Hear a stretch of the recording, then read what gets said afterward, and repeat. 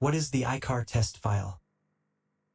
The EICAR antivirus test file or EICAR test file is a computer file that was developed by the European Institute for Computer Antivirus Research and Computer Antivirus Research Organization to test the response of computer antivirus programs. Instead of using real malware, which could cause real damage, this test file allows people to test antivirus software without having to use a real computer virus.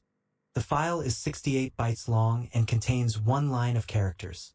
To test this, place the line in a text file and save it as eicar.txt. If everything goes well, your protection solution will detect this file as malware.